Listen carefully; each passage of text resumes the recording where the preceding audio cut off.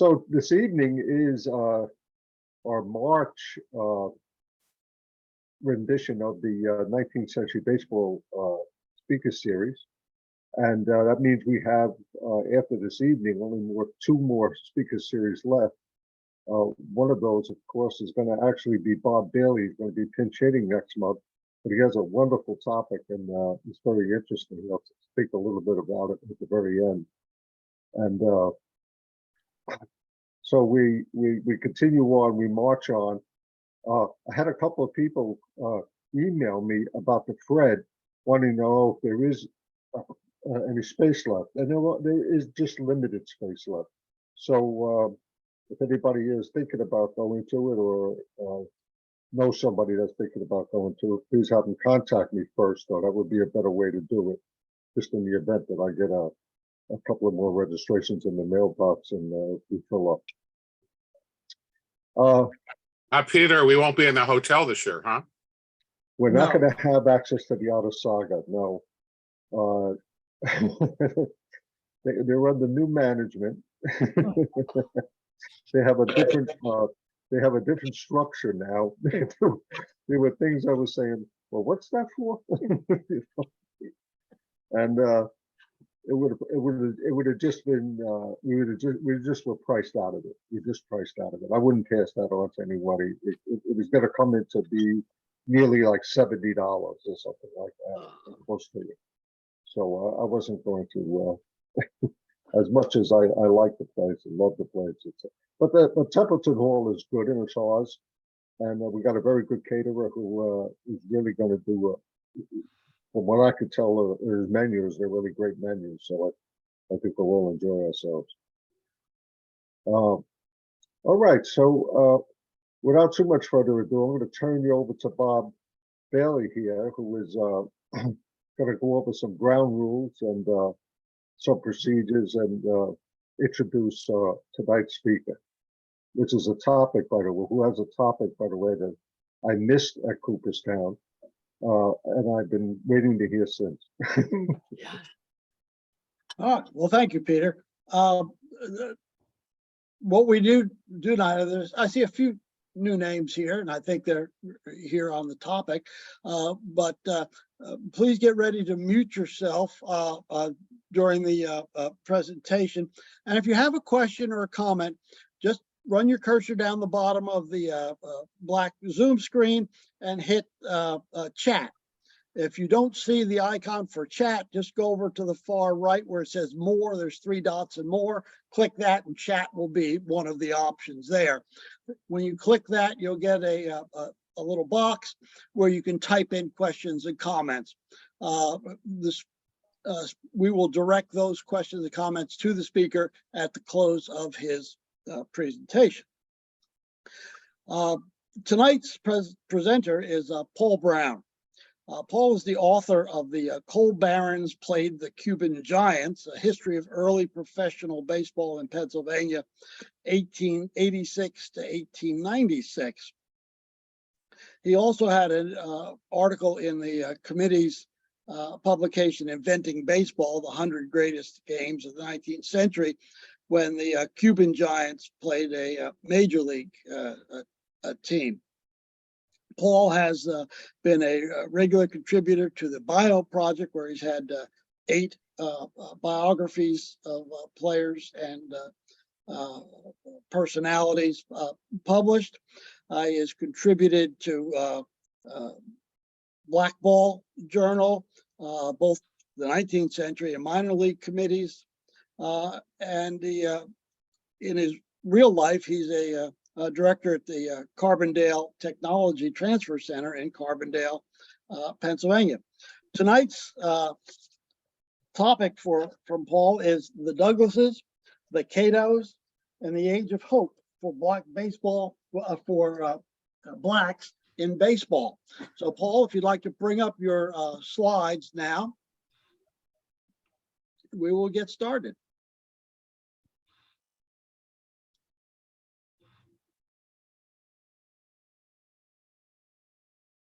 Paul? Okay. Yeah, go ahead and hit share screen and we'll get going. Oops. Okay. Let's try again.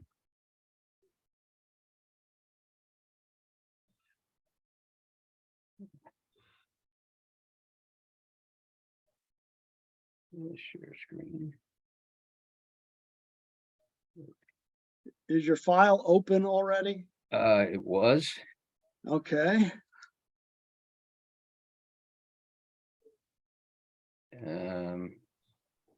Says host disabled participant screen sharing. Hit okay. oh, no, I can fix that. Hold on. Okay.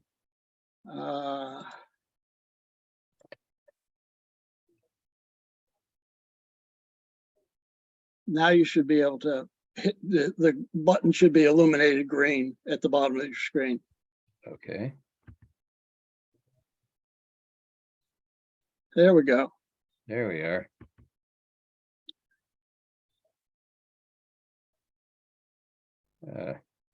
Just go to full screen and we're ready to go. There we are. There you are. Take it Okay. away, Paul. All right. Thank you, Pete, or Bob. So I'm in the dark here on my third floor man penthouse up in our attic. So I apologize for the lighting. The first seven slides have a bit of detail behind them, so it's going to be kind of slow going in the beginning, but then as we get into it further, more slides and less detail on each slide. So this is Frederick Douglass, a name familiar to all of us. He's been called the most important Black leader of the 19th century. And like most leading figures of his era, Black or white, there is evidence that he was a baseball fan, certainly when his sons were playing. Douglass mentions baseball playing during the Christmas holidays during his days as a slave, but it's not clear if this was some variation of baseball or not. There are also some claims that he played baseball with children in his neighborhood while living in Washington, D.C. We do know that he saw the Alerts of Washington, D.C., a team his sons played with, play Octavius Cattos' Pythians of Philadelphia in 1867. He also saw at least one Cuban Giants game in 1891. In 1870, his son's mutual team of Washington, D.C. unanimously elected Douglass Sr. an honorary member.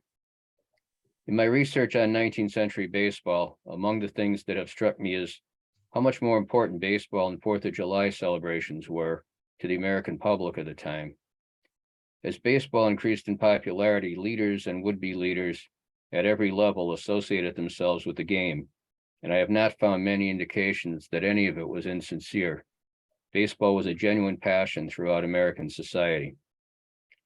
Douglass was a dedicated abolitionist. After his escape from slavery in 1838, he was asked to tell his story on the anti-slavery lecture circuit. He became associated with William Lloyd Garrison, founder of the Liberator, who favored immediate abolition of slavery, opposed colonization or the Back to Africa movement, and to appoint equality of Blacks in all political and social functions. Many white abolitionists did not go as far as Garrison in these positions.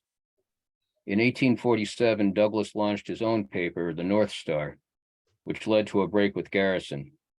While the economics of two competing papers contributed to the break, Douglass's participation in the Free Soil Convention held in Buffalo in 1848, where he denied the pro-slavery character of the U.S. Constitution, which Garrison held, deepened the breach. Garrison's statement that the anti-slavery cause has transcended the ability of Blacks to keep pace with it, thus displaying a rejection of Black equality at least some level, cemented the break. There was a wide spectrum of opinions among abolitionists. Most saw slavery as an evil, or at least an embarrassment to the country's founding principles, but felt it would have to be abolished gradually. The solution might include a Back to Africa effort. Garrison favored an immediate end to slavery, and it was among the most radical on that end of the spectrum. Even he, however, was hesitant to fully endorse immediate equality and full civil and social integration. Douglass and most Black abolitionists wanted full civil rights to be granted very quickly, and for the effort towards social integration to at least start in the near term. Baseball was one avenue, and a very public one, to social integration. Yeah, I'm trying to advance the slide here.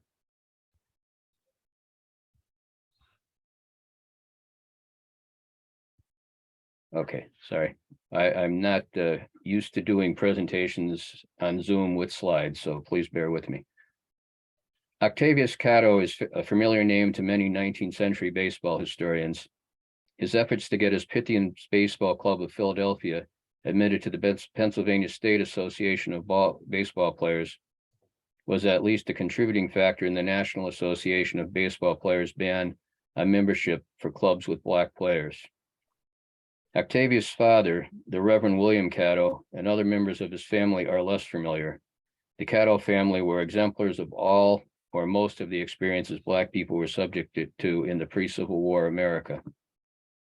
Grandmother Fanny Shields had been freed from slavery by her owner in Charleston, South Carolina, when he died in 1800. She and her daughter were seized by another slaveholder and forced back into slavery. This was not uncommon at the time. It is possible that Fanny was her owner, Matthew Shields' daughter. This was also not uncommon. The only thing that could save Fanny and her daughter was if a white person corroborated their story of having been freed. One did. The slave owner who had seized them was found guilty in court on that testimony. He was obliged to pay court costs and a fine of $4. When Fanny gave birth to Octavius Catto's father, William, she was free. His father and Octavius's grandfather, Francis, may have been a slave. Francis may have gained his freedom, as is told in Catto family lore, for his service as a driver or laborer in the Revolutionary War. In any case, the status of the mother was the determining factor of slave or free, and with testimony of another white man, William was declared free when he was about 9. He had brown skin and, like his mother, classified as mulatto. Despite the law, or at least the customs of the state, someone taught William to read, write, and speak with some eloquence. He also became a skilled and innovative millwright. Skilled blacks were another complication of the slave state society and another variation of the black experience within the Catto family. William also began to teach and preach the Bible. He married Sarah Kane, who was from a wealthy mulatto family. Octavius, his third child, was born in South Carolina. Sarah died in 1845 after the birth of her fourth child, Francis. William then married Mary B. Anderson, another free mulatto, and decided to pursue the ministry full-time. With opportunities for free blacks, even mulattoes, shrinking in South Carolina, he decided to seek a position as an overseas missionary, a kind of offshoot of the Back to Africa movement. The white-led Second Presbyterian Church of Columbia, South Carolina, would support him in this effort. While Liberia was William's assigned target, he would have a layover in Baltimore before his journey to Africa. Once there, Catto was exposed to other possibilities by abolitionists, and becoming suspect of his white Presbyterian sponsors, abandoned his librarian mission and headed for Philadelphia. His former sponsors tried to have him arrested and brought back to South Carolina before he could get out of the South and excite discontent and insurrection among the slaves.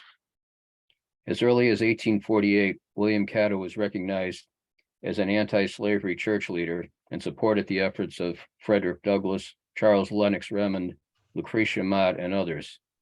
Douglass was impressed with the senior Catto and hoped that he would reach a broader audience than his pulpit at Little Wesley Church. William began to be elected to leadership positions in Philadelphia and Pennsylvania-based abolitionist conventions and organizations. When other churches in Philadelphia were afraid to host abolitionist events, Little Wesley became a leading venue. Frederick Douglass had 5 children, 3 boys and 2 girls. While I found no record of the oldest boy, Lewis, playing baseball at any serious level, Frederick Jr. and Charles Remond Douglass were both leaders in the black baseball movement. Frederick Jr. learned printing from his father and served as a sergeant in the 25th U.S. Colored Infantry in 1865. After the war, Lewis and Frederick Jr. spent some time in Colorado. They moved to Washington, D.C. in 1869. Frederick Jr. would operate a grocery store for years in D.C. but also served in the U.S. Marshal's office as a bailiff while his father was U.S. Marshal. He would also serve as a clerk in the office of the Recorder of Deeds. In 1888, he was an associate editor of The Leader in Washington, D.C. In 1859, Frederick Jr. was playing baseball with the Integrated Charter Oak Club of Rochester, New York. After the Civil War, he was one of the founders of the Alert Baseball Club in D.C. His brother Charles would also participate on this team. Charles was the first Douglas to settle in Washington, D.C., working in the Freedmen's Bureau after the Civil War.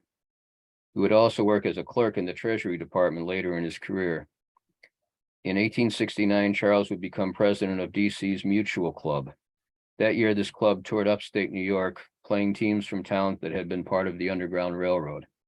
The Mutual's tradition of touring upstate New York would continue well into the 1870s. Charles regularly wrote his famous father about how his baseball team was doing.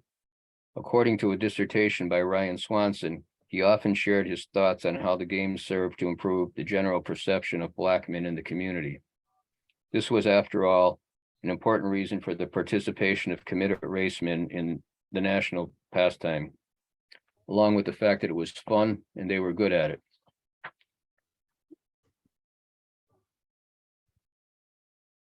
Octavius Valentine Catto arrived in Philadelphia with his father William around 1850.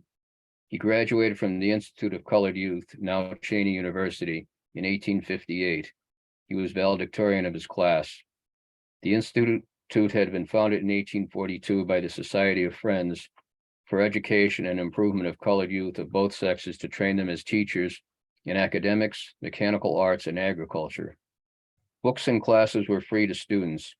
Catto was a strong believer in education to improve Black status and for betterment of all citizens. After graduation, Catto became a teacher and assistant principal at the Institute. He was soon a leader in his community and was involved in the Banneker Literary Institute. This literary society was named for the Black mathematician and astronomer Benjamin Banneker, born 1731, died 1804, respected by members of European and U.S. scientific communities. The Banneker Institute was to be composed of respectable colored citizens and provide a lecture series to discuss serious topics and advances of the day. It rose to a level of prominence, and both Frederick Douglass and Senator Charles Sumner apologized for their inability to attend its anniversary in 1865. Catto was also a member of the Franklin Institute. Catto was also involved with the Union League Association, which was founded to cooperate with the Union League, which had been founded to support the Union and the policies of Abraham Lincoln. He was also involved with the Philadelphia Library Association, which was composed of colored citizens. In response to the Confederate invasion of Pennsylvania in 1863, which resulted in the Battle of Gettysburg, Catto raised one of the first Black volunteer companies for the Union Army, but it was rejected by General Couch as Black units were not legally authorized by Harrisburg. Frederick Douglass had gotten involved in raising Black regiments after Lincoln issued the Emancipation Proclamation, and Catto worked with him and was assisted by the Union League in this effort. Eventually, 11 regiments would be raised in Philadelphia area by his efforts. In 1864, Catto participated in the National Convention of Colored Men in Syracuse, New York. The National Equal Rights League was formed as a result of this meeting under Frederick Douglass's leadership. State leagues were formed as chapters of this organization, and Catto was one of the founders of the Pennsylvania State Equal Rights League in October 1864. During the meeting to publicly deliver the annual report of the managers of the Institute for Colored Youth, Catto delivered an address, our alma mater, which showed his promise as a leading advocate for racial equality. It was published in the Philadelphia Press. Desegregation of Philadelphia's streetcar systems was one of Catto's most noted efforts. When even Black soldiers were denied use of streetcars during the Civil War, outrage began to grow. After the war, Catto was a leader in the desegregation effort, and in 1867, it was outlawed by the Pennsylvania legislature.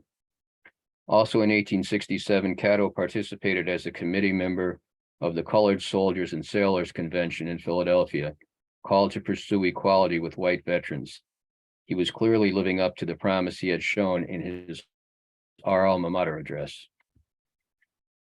In his youth, Octavius Catto played cricket and town ball. The first evidence of his playing baseball seems to be during the Civil War when he was with the 5th Brigade. In 1866, he was among the founders and captains of a baseball team that came to be known as the Pythians. This was relatively early in Black baseball history. The first known game between Black clubs was in 1859 when the Unknown of Weeksville beat the Monitors. These were two New York City area clubs. Since then, there's been some evidence of some earlier games, but none that I know have actually been proven to be absolutely true. Most of the Pythians came from the Banneker Literary Society and the Institute for Colored Youth. Most of the players were comparatively wealthy and well-educated. Their average level of education was at least comparable, if not better than, that of many of the white teams of the day. 2/3 of the team were members of the mulatto elite, and many were members of the Knights of Pythias, hence the name.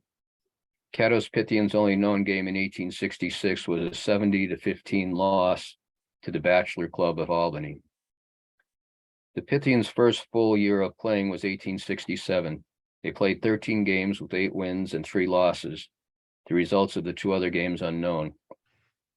Dinners and parties after games were frequent, as they were with the white clubs in early baseball. Catto played shortstop and acted as coach on the field. He had a reputation as a very good player. On July 6th, the Pythians played the Alerts of Washington, a team said to contain the elite young leaders of the race.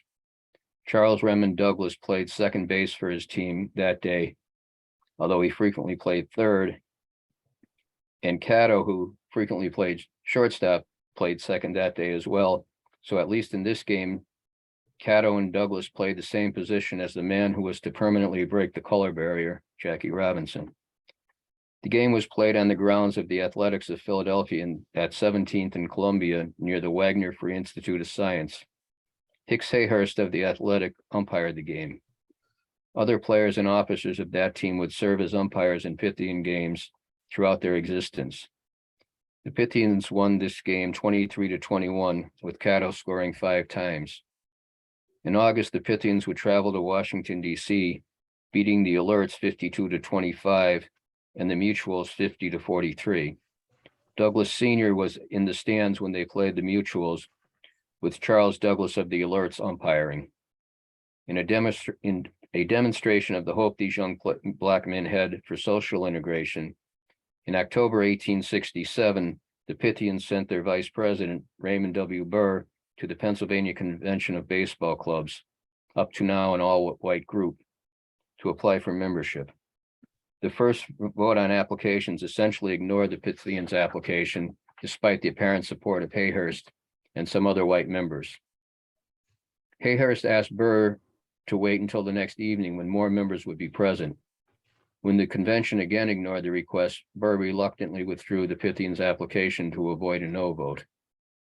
In December of that year, the nominating committee of the National Association of Baseball Players overwhelmingly voted against an application from the Pythians, noting that if colored clubs were admitted, there would be, in all probability, some division of feeling, whereas by excluding them, no injury would result to anyone. The association then voted to exclude any team with 1 or more Black players. The Civil War had ended less than 3 years before this vote. The Pythians continued to play ball for several years after this rejection. In 1868, they played 11 games, winning 7 of 8 games for which results are available. In 1869, the team would assault the color barrier again. With the encouragement of the flamboyant Colonel Thomas Fitzgerald, editor of the Philadelphia City Item, the White Olympic Club, the city's earliest known team, agreed to play the Pythians. Catto's team would go on to lose 44-23. Fitzgerald's own City Item Club would play the Pythians a few weeks later and lose 27-17. Of the 14 games played in 1869, the results of only 4 games survive, the Pythians winning 3 of these. There is no record of the Pythians playing in 1870, and consumed by his educational and civil rights efforts, Catto did not play with the club in 1871. The team played at least 4 games that year, splitting 2 games with the Unique Club of Chicago and beating the Woodbine Club of DC 45-25 at the White Lot, a part of which is now the Ellipse near the White House.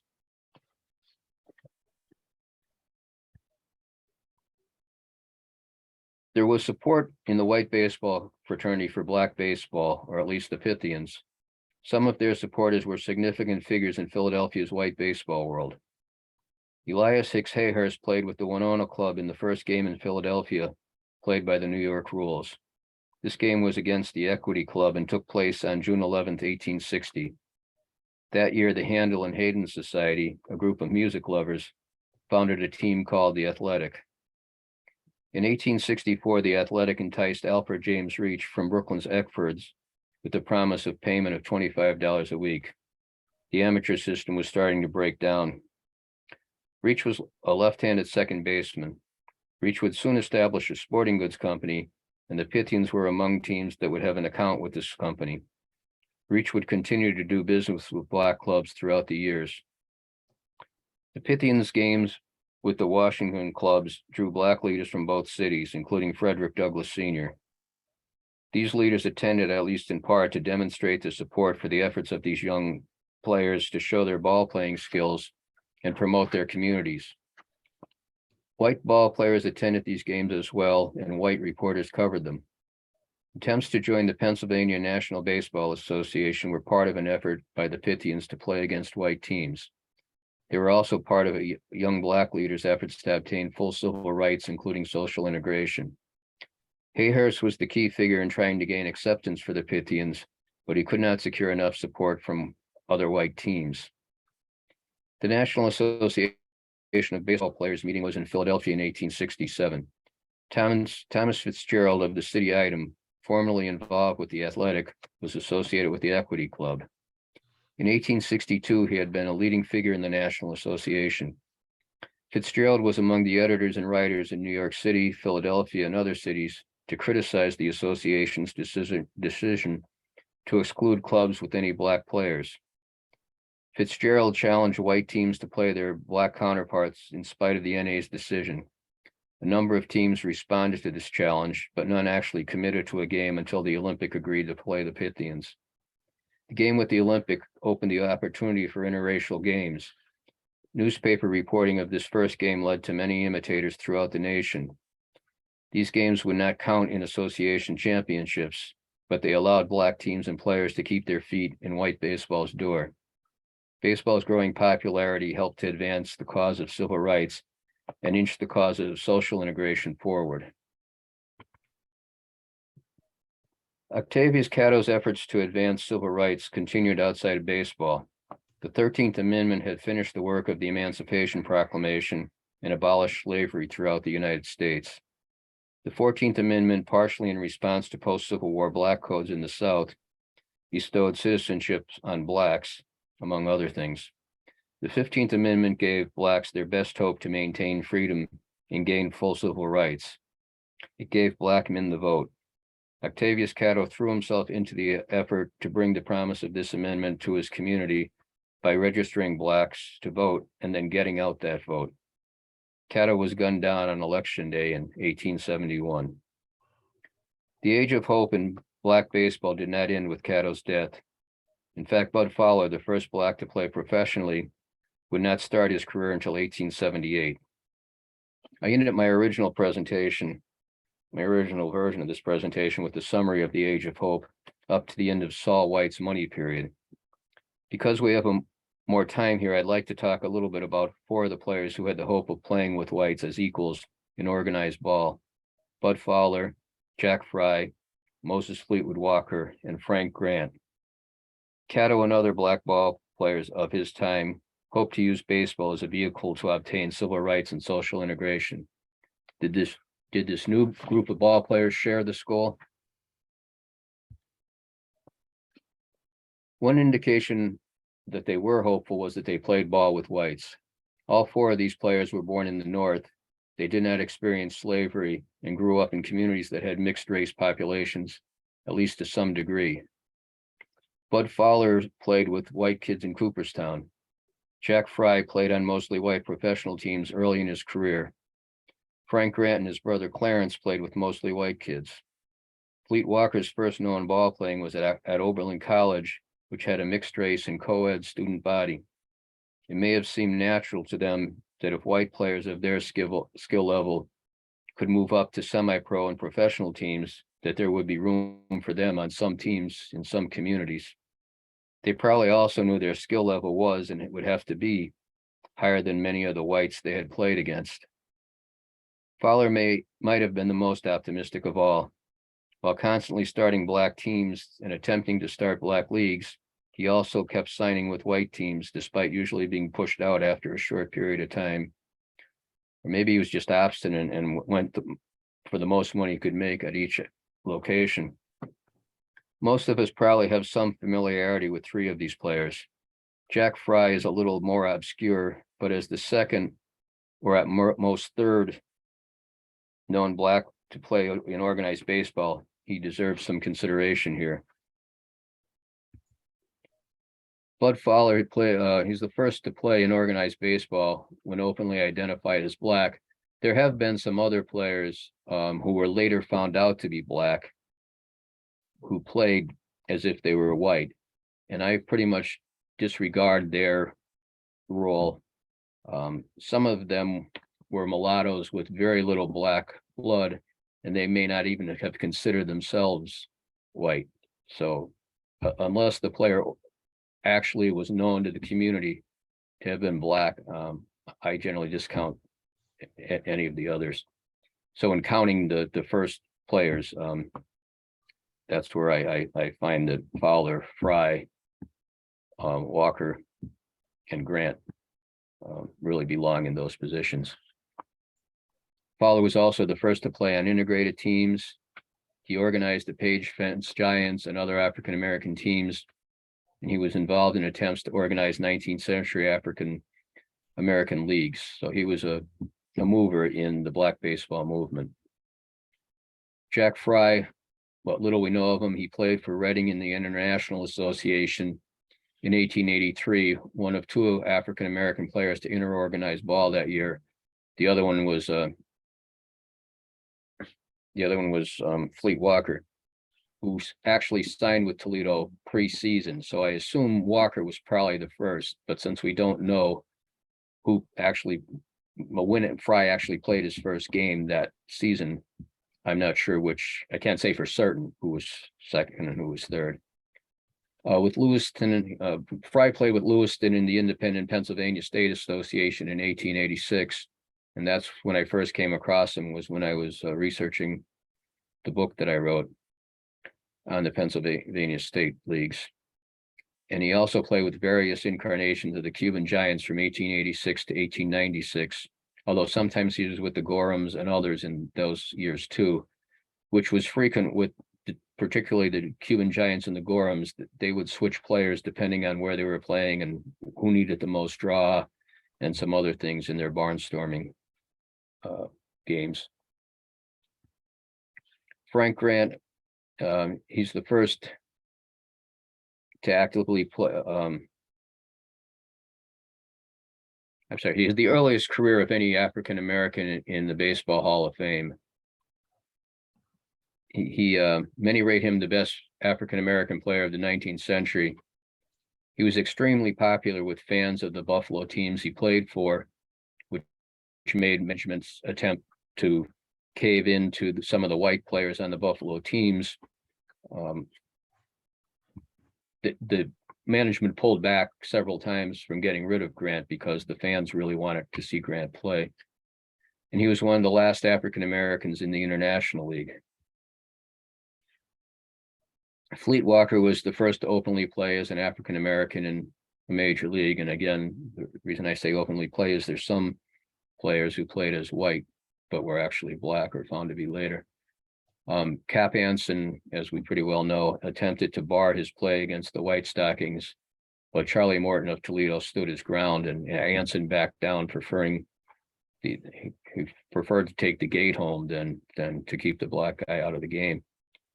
Walker was a good defensive catcher who mostly played barehanded, but he was a weak hitter.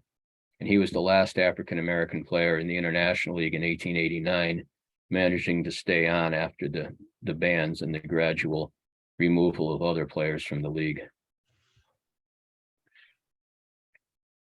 These guys were fighting against the tide from the beginning. In the Fred presentation, I said the age of hope began to unravel when Reconstruction was traded for the presidency of Rutherford B. Hayes. And while that's true, this deal was just one indication that ending slavery was more popularly supported than social integration or even actual extension of civil rights. In 1873, in the slaughterhouse cases, the picture here is the old Senate chamber. And from 1861 to 1935, this is where the Supreme Court met. Kind of hard to illustrate Supreme Court decisions, so I used the picture of their room. In the slaughterhouse cases, the 14th Amendment's privileges and immunities affected only national citizenship, not state citizenship. In 1873, 5 years before Bud Fowler played for Lynn, Mass., the Supreme Court started to narrow the application of the Reconstruction era amendments with the slaughterhouse cases. By 1890, these amendments were virtually meaningless until about the time Jackie Robinson started playing for Brooklyn. The civil rights cases, I'm still on the slaughterhouse cases. Other cases of this period found the 15th Amendment applied to federal action, but not states, and the federal government could not interfere with state activity. Also, the 14th Amendment only applied to states, not individuals. The court seemed to be working to negate the Reconstruction amendments, starting with these cases. The civil rights cases re-empowered the states' right argument and prohibited federal government from advancing social integration. It concerned the Civil Rights Act of 1875, and it found that sections 1 and 2 of the act gave federal government too much power over states' rights. Also found 13th and 14th Amendments didn't empower Congress to enforce public accommodation against private parties. Separate but equal was the headline in Plessy versus Ferguson, but allowing states to use antebellum customs and traditions to design laws and regulations perpetuated white supremacist attitudes. When it found that a state could act with reference to the established usages, customs, and traditions of the people, and with the view to promote their comfort, it pretty well locked in some of the pre-Civil War era thinking. And when it referred to the people, it obviously was excluding blacks and their traditions and customs from further activity.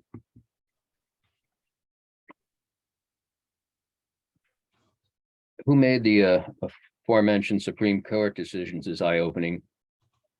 Those who African Americans had looked to as allies were now more interested in bringing the former Confederate states back into the Union. Long-held prejudices coupled with fatigue from the Civil War and the Panic of 1873 and later 1893 gradually wore away at support for social integration in the North.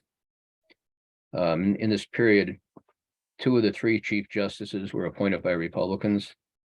15 associate justices served in this period, but only 2 were Democrats. All were Northerners, except John Marshall Harlan of Kentucky, who wrote the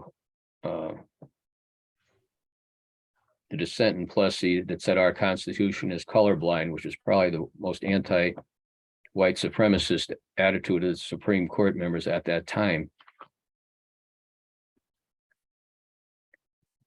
Playing baseball for these players was a way to make a living that was more enjoyable and rewarding than most other positions otherwise available to them, just like it was for most white players. But for these players, the mere act of trying to obtain a position on a white integrated team was also an attempt to advance the concept of social integration. Whether this was a major motivation for them as individuals, it resulted in backlash from many white players and community members. This was another piece of overall resistance to change, just like the Supreme Court decisions. All of these players ran into racist issues while playing. There's evidence that the 3 we know the most about sometimes turned the other cheek, and sometimes resisted. Bud Fowler became more aggressive in fighting racism in and outside of baseball as he got older. There was fights resulting in physical injuries, or activities of the players on the field resulting in physical injuries. He moved from team to team, but was always able to find another white team. Usually they had to move from team to team because of objection from their own teammates. 1888, Fowler complained about being excluded from dining rooms and hotels in the press. Then in 1889, he filed a lawsuit against an Iowa hotel for refusing to serve him in the dining room. And in 1892, there's a reporting that he traded punches with white players who were trying to injure him, sliding into second base. I think the reporting on his fighting back doesn't really reflect his entire career. I'm sure that there were times where he resisted earlier on, but for some reason they weren't really made much of in the press. Frank Grant played his entire career on the East Coast, starting with the Eastern League in April '86 and moving to Buffalo in the International League in June. Opponents attacked him. Umpires made bad calls against teams with blacks, and teammates resisted playing with them. In 1887, the International League banned signing blacks, but they kept some around, and they were trying to strike a balance of keeping their own, the other players from revolting, but at the same time wanted the draw that the black players were bringing to their gates. When Fleet Walker first started playing, the Eclipse of Louisville resisted playing his Cleveland semi-pro club because of his race. And as we said before, Cap Anson tried to refuse playing him, but Charlie Morton stood up to him. And Walker managed to stay in the International League until 1889, despite the attempts to ban blacks. These players also had jobs outside of baseball to sustain themselves during their careers, and also needed to work when they could no longer play. Some of these jobs exemplify opportunities available to African Americans within their communities and in the white community. Bud Fowler was a barber like his father. Barbers were pretty much a middle-class position available to blacks. Some of them were entrepreneurial and started their own places. Others, they might be like the celebrity barber in the town where they were playing that year, or in different places in the off season. Fowler was also a leader in forming black teams and attempted to form black leagues, demonstrating his own entrepreneurial character. And I run a business incubator, so entrepreneurial character is something I pick up on a lot. What little we know of Jack Fry, he became a school teacher after baseball. We get that information from Caleb Jackson. And school teachers were a middle-class position from the standpoint of prestige in the community, but not always from the standpoint of salary. My grandmother became a teacher in 1905, and she didn't get rich doing that. Frank Grant, in September 1887, he opened a restaurant and a bar in Buffalo, but gave up the business after 2 months. I didn't find much that said he tried that, to own these facilities again, but it would seem that if he tried once and gave up after only 2 months, maybe he would try again. He worked as a waiter, porter, laborer after baseball, and probably sometimes during it. Waiter was kind of a funny position. That could be an almost middle-class position, especially if you became a maitre d' or something like that. And it also allowed you to get to know some white customers, and some of that may have helped them in their careers and things, just the interaction.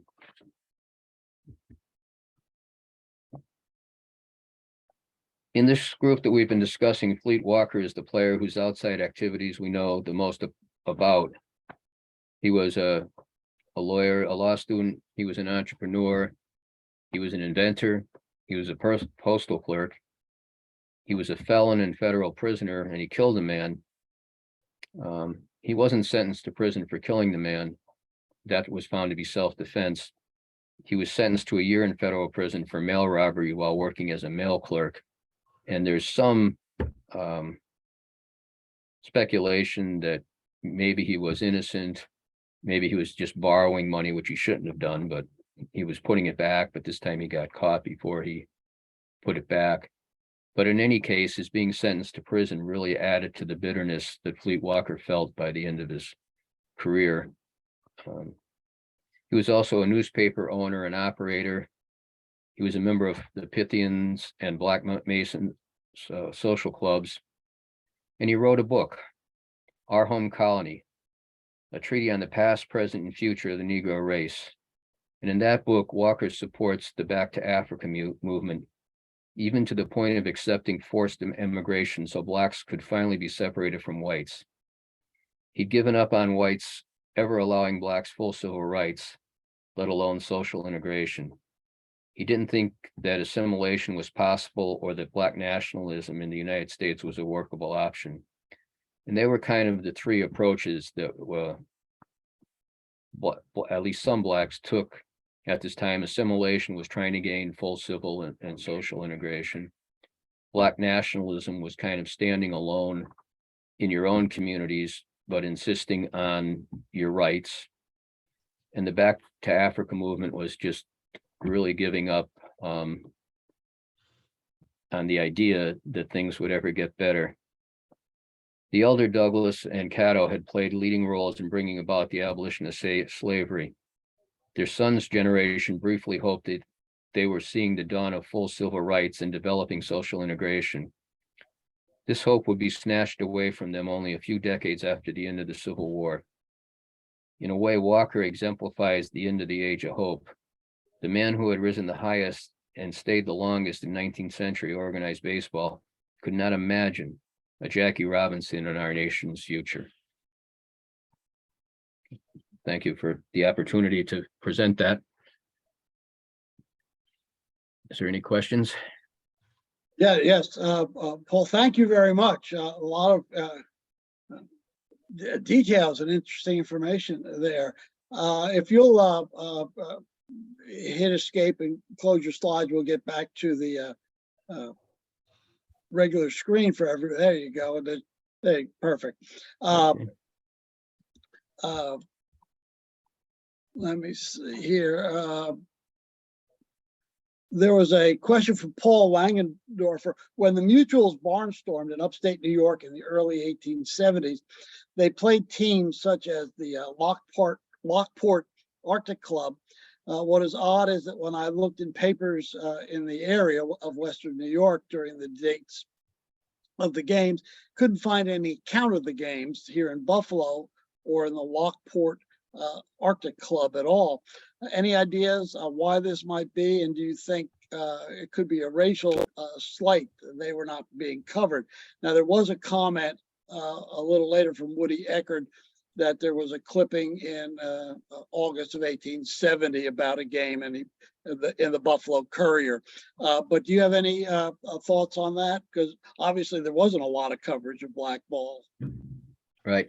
Yeah, I mean, I think that that's true, particularly in, like, there were certain places where there seems to have been, well, there's what in the bigger cities there was more coverage of all baseball, but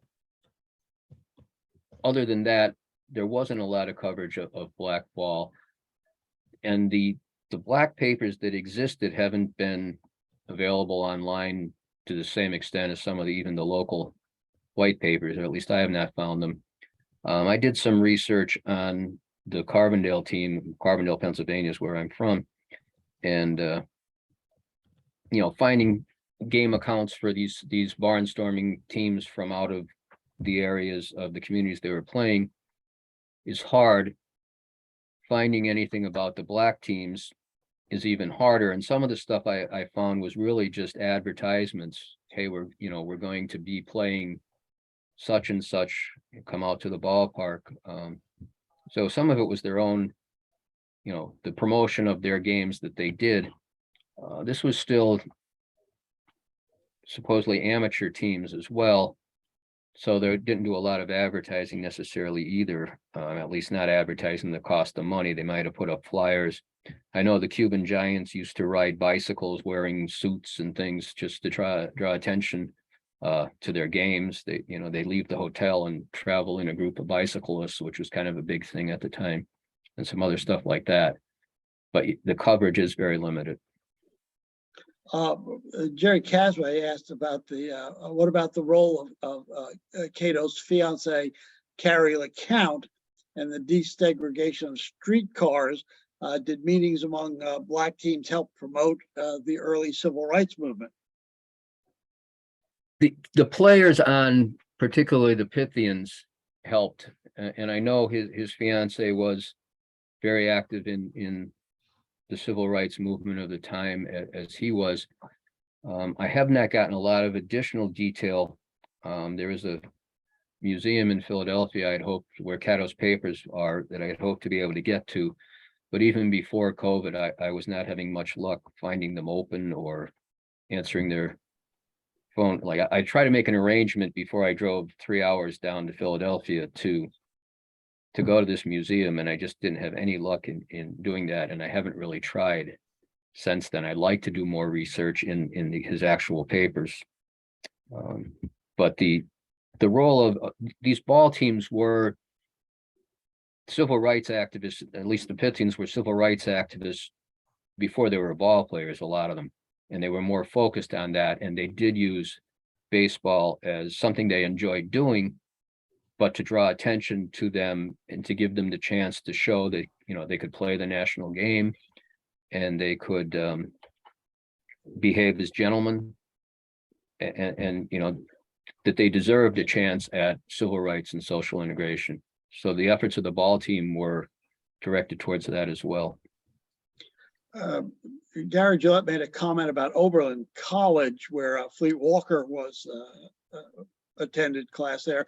Oberlin was the first liberal arts college in the U.S. to admit women in 1833, which was its founding, and one of the first to admit African Americans in 1835. So that kind of fits in with what might have attracted Fleet Walker to that. Plus, it was in Ohio where he was. Yeah, he was the only player of this group that I found that his family may have experienced slavery as recently as his grandmother, and that his father, coming into Ohio, gradually working his way up to becoming, I believe he was a doctor, I'm not positive, but he had some pretty prestigious position. And he was involved with Oberlin College for a while his son was there. And then when the father moved on to something else, Fleet paid more attention to baseball than to academics, and his academic record slipped. Up until then, it had been very good. Gary Jupp had another comment on Grant Johnson as a co-founder of the Page Fence Giants in 1895. Fowler left the Giants during the 1895 season for some unknown reason, but Home Run Johnson stayed with Page Fence through the 98 season when the team folded. That was an interesting team. Someday we'll get a little more detail about the Page Fence Giants. I think his move from there was part of kind of a pattern of jumping to a white team if a position became available, and I imagine it was for money. John Pregler asks, what Iowa town was the hotel located that Fowler sued in 1889? I don't remember that offhand. I'm sorry. If you do have that in your notes somewhere, just email me and I'll pass Okay. it along to the others. And Gary Jack echoed your comment on Fleet Walker's acquittal of the murder trial. He had killed a white man, which I get. It was in upstate New York, I believe. Yeah, I think so. Rochester or Syracuse, somewhere in that area. Daniel Inglis says Saul White is buried in Frederick Douglass Cemetery. There's a connection. In Staten Island. He and Rube Foster contributed to keeping the Negro Leagues in existence. I know Peter Mancuso had been curious about that, as all things Staten Island and baseball related will come across his desk one way or another. And that gets through the questions and comments. Paul, anything to close? Just to follow up some on the incident where Walker killed the man, it was part of, I think, if I remember correctly, an ongoing harassment between these two groups. And it wasn't just Fowler and the man he killed that were involved at the start of the fight. And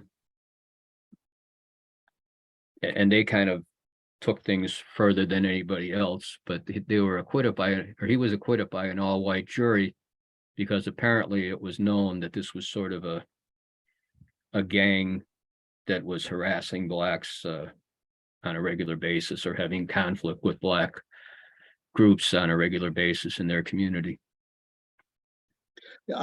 Just one close, got a couple comments to close from Gary Gillette. His information on Page Fence Giants mostly comes from Mitch Lutzke's history of the Page Fence Giants. And he also notes that Walker also played at the University of Michigan, which apparently loves to claim him as one of their own. They do. That's Really. not an unusual circumstance for renowned individuals. Is that a fairly recent development, or how far back does that go? You know, I don't know. I just know that living in Detroit for the last 17 years, you hear a lot about, I mean, you don't hear much because there's not a lot of detail, but you see a lot of people refer to Fleet Walker having played there, where hardly anyone knows that he played for Oberlin, even though he played for Oberlin first. Well, can I thank you very interject much. something? Go ahead.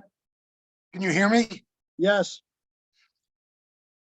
One of the things that makes the Pythian so outstanding is that all the post-game celebrations were done for political reasons. That was their way to get together and organize and develop their civil rights and the social integration tactics and stratagems.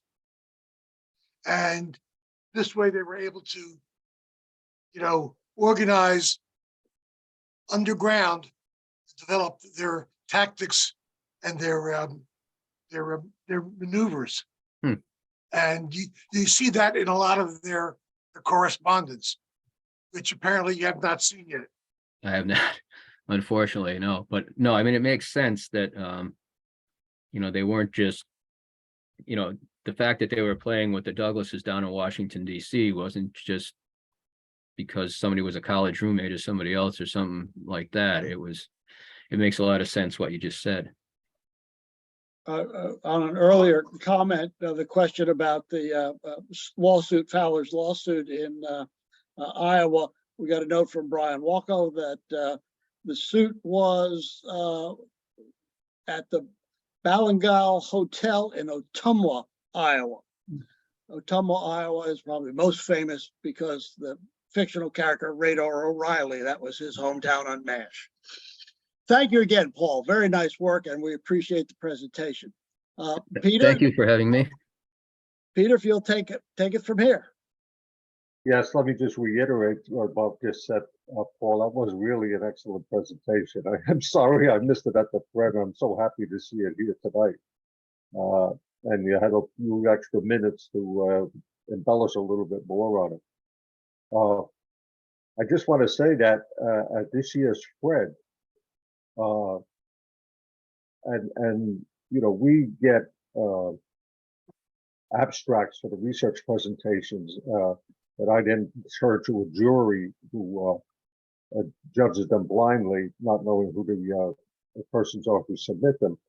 But this year we have 3 topics in the research presentations. We have 3 topics that are having to do with African American players.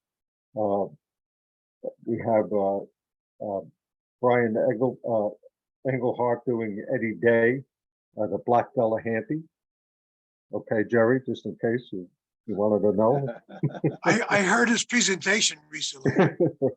Quite interesting. Yeah. The also a presentation of by Mitch Lutz having to do with the Page Fence Giants, which is the book he's written. I think he's on here tonight, in fact, hearing this. And also from Brian Chee, who's going to talk about Bud Fowler in Massachusetts. So it is if you're into some African American 19th century baseball history, those three presentations are on the double track side. Also, the panel discussion led by Bill Weissach is going to be on African American, playing, and it's on 19th century baseball color lines. Now, if that title sounds familiar to you, it's a title of a research presentation given at the last SABR convention in Baltimore by a young man from Minneapolis. And Bill Weissach and I were walking out of the room together at the conclusion of it. It was a great presentation. And we said, gee, that's a great topic for a Fred panel discussion. And from there we went. So we had that Fred panel discussion having to do with 19th century baseball color lines. Also, I want to mention about Cattos. At our Philadelphia symposium, I think it was in 2016, we had the co-authors of Tasting Freedom, Dan Biddle and I think Maury, I'm trying to think of his last name for a moment. Dubin. But anyway, it was a great presentation. And what was so interesting about it, there were two writers. Dan, in fact, had been a Pulitzer Prize winner with a group that did an investigation of Philadelphia court system. But what was really interesting about it was how they went about writing that book. And it started with a letter from an elderly man in Washington who said that his aunt was asking or telling him all the time when he was growing up that every time she'd see something on the civil rights movement on television, she would say to this gentleman, oh, your great uncle did that. Your great uncle did that. And a few times she mentioned his name, and it was his letter that got these two newspaper guys involved in investigating and finding out who Cattos was. And their book is fantastic. What's interesting is that Carrie LeCount is Rosa Parks 200 years ahead. She did the same thing. And they won that suit. And Carrie LeCount, she never marries. She mourns Cattos after his assassination. It is an assassination. And Paul, you might want to look at some of my writings on Cattos and the Pythians, and the Irish and the black segregation in the 19th century. Right. Yeah, they had a real movement there. Yeah. And there was, what was his name? They called him the Colonel. He was the head of the he was the head of the Irish community there. Hey, Peter, if I may, could I put a plug in for my book? I'm sorry. Can I put a plug in for my book? Oh, yes. Okay. Absolutely. Dan, you can put a plug in for your book. It's a good book. It's not all 19th century, but he has a good comment to make. And it's I wrote a book on deferred glory. It's called The Heroes of the Negro Baseball Leagues. It's about the 2006 inductees from the Negro League into our Baseball Hall of Fame. It's an interesting book. It goes back into the days of Jim Crow in the South and how horribly the Negro ball play was played. It's amazing that they stayed afloat, wanting to play baseball, the conditions that they played under. And it's a good book. I direct anybody to read it and welcome any comments afterwards. Thank you. Dan's a Staten Islander, so It sounds like a good book. The book you were talking about, the two Philadelphia Inquirer members or reporters wrote, I have to admit my presentation owes a lot to that. and also to the work of Dr. Cosway that I have found.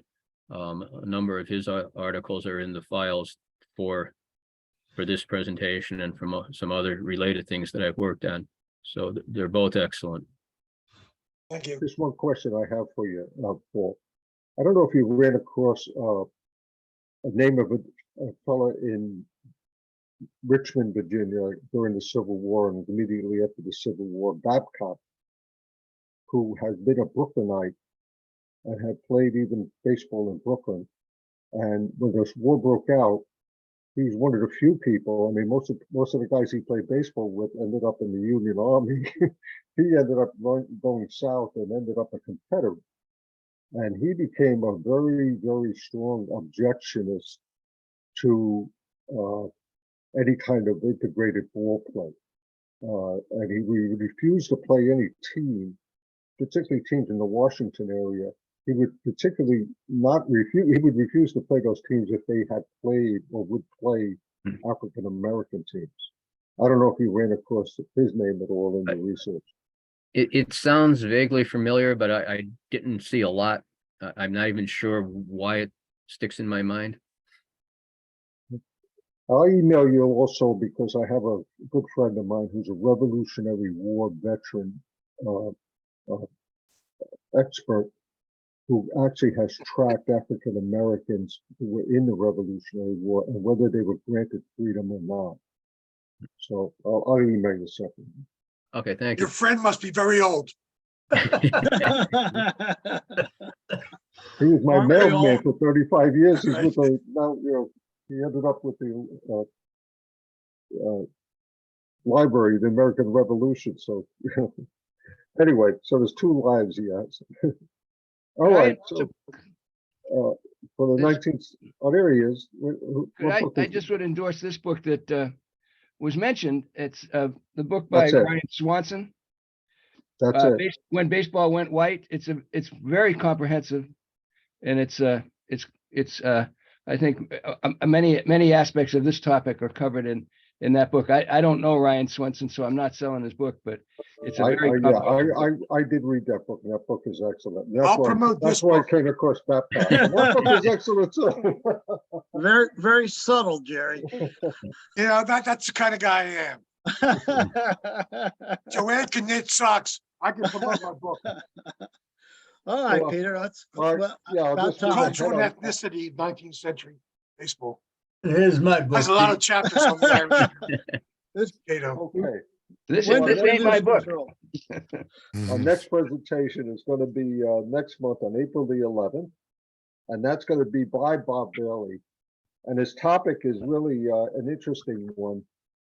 It's a tale of two seasons, 1889 and 1890.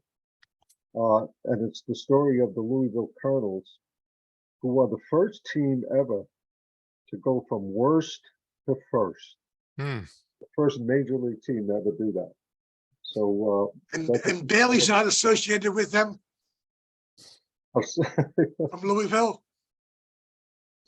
Well, there's always a connection somewhere. I still remember your ballpark tour.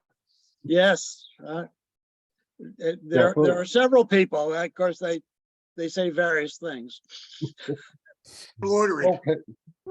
All right. So without further, without going all night, which I think we could get a couple of cigars and some champagne and we'll keep going. But for now, we'll have to just wait till next month, April 11th, and Bob Bailey will be presenting that evening. Again, Paul, thank you so much. It was a great presentation. Thank you. Good night, all. Take Good care. luck, Joanne. Step